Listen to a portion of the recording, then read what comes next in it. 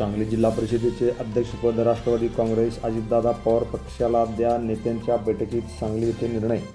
सांगली जिल्हा परिषद अध्यक्षपद राष्ट्रवादी काँग्रेस अजितदादा पक्षाला मिळावे असा दावा राष्ट्रवादी काँग्रेस पक्षाच्या काल झालेल्या सांगली येथील कोर कमिटीच्या बैठकीत हा निर्णय घेण्यात आला.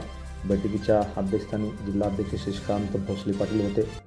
या बैठकीत जिल्हा परिषद राष्ट्रवादी काँग्रेसचा प्रभाव लक्षात घेता अध्यक्षपदावर पक्षाचा उमेदवार असावा अशी ठाम भूमिका यावेळी सर्वच नेत्यांनी मांडली. हा प्रस्ताव राज्याच्या उपमुख्यमंत्री सुनेत्रा पवार यांच्याकडे पाठवण्यात येणार असून पक्षश्रेष्ठींनी जो निर्णय घेतील तो राष्ट्रवादी काँग्रेसचे पदाधिकारी व नव्याने निवडून आलेले जिल्हा परिषद सदस्य मान्य करतील. जिल्ह्याच्या सर्वांगीण विकासासाठी एकत्रितपणे काम करतील असा विश्वास यावेळी व्यक्त करण्यात आला.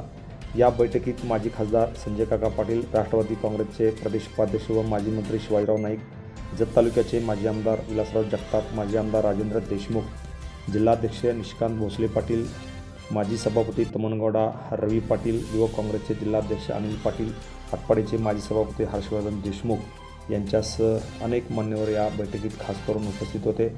या बैठकीत सर्वांनी जोर लावला असून कोणत्याही परिस्थितीत जिल्हा परिषदेचे अध्यक्षपद राष्ट्रवादी काँग्रेस अजितदादा पवार पक्षाला मिळावे असा निर्णय या बैठकीत घेण्यात आला.